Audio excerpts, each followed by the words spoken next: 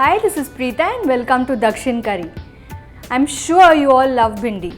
Today I'm going to show you how to make a raita using bhindi. Surprised, right? Stay tuned to have a look.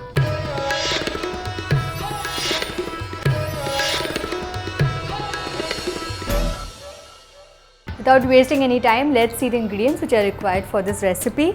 Obviously the main ingredient is bhindi. And what I've done is I've taken around 4 to 5 bhindis, medium size, and I've chopped them into thin slices. Apart from that, I'm using fresh homemade curd and I'm using a small bowl of that. Apart from that, we are going to be using oil, around a tablespoon of oil, a little bit of salt, the tadka ingredients, that's a little bit of mustard seeds, around a teaspoon, curry leaves, hing dissolved in water, just a dash for flavor. I have chopped green chillies and ginger together, so I'll be using a teaspoon of that. And for garnish, I'll be using coriander leaves. So let's not waste time, let's get to the recipe.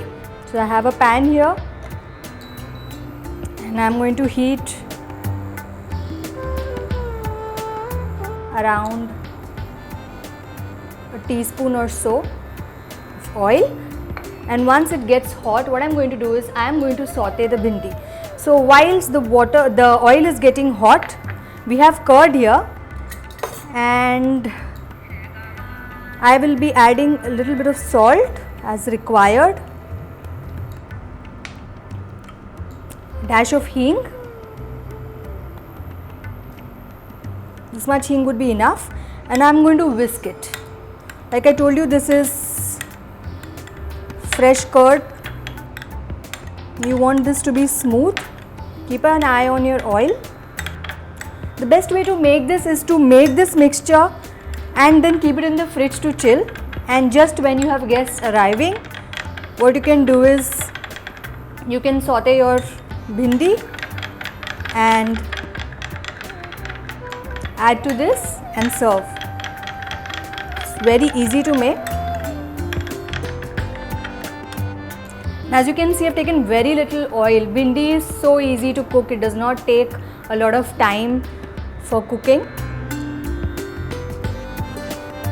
And there are a lot of benefits also to this ingredient. It's a good source of vitamin C.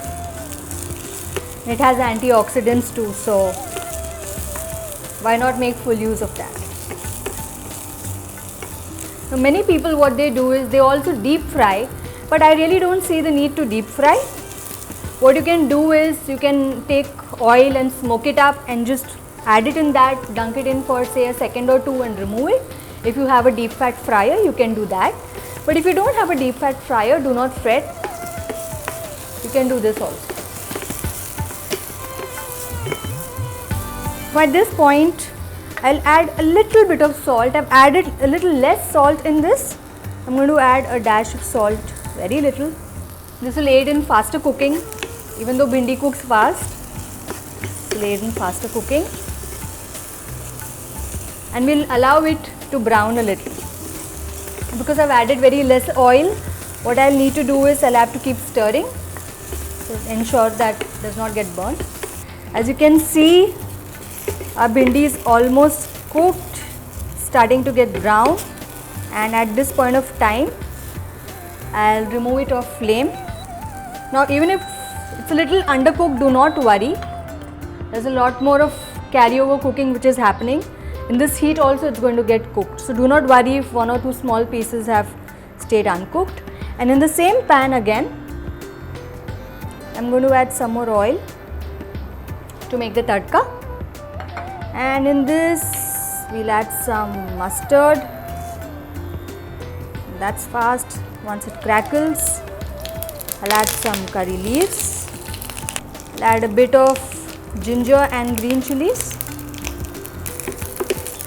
Green chillies and ginger, if you like to munch it, you can add more of it. Now the tadka is ready, the bhindi is ready. All we need to do is assemble. So what are we going to do? We have this curd here. It's nicely mixed with salt and hing. And to that I am going to add this bhindi which is already cooked. Now ensure that this is cooled, because this will be hot, this will be cold, and what will happen is it will get slimy after a while anyways. So ensure that you're going to add this just before serving. Add the bhindi. Just give it one mix so that it just goes inside. And now you top it up with your tadka. So our vendaka pachdi is ready. I'm just going to garnish it with a little bit of coriander. So our vendaka pachdi is ready. This is a basic form. What you can also do is vary it by adding a little bit of grated coconut. It will add added crunch and also give it a body. Do make this, and I'm waiting for your feedback. Do not forget to subscribe to India Food Network, and until next time, it's Preetha signing off. Bye.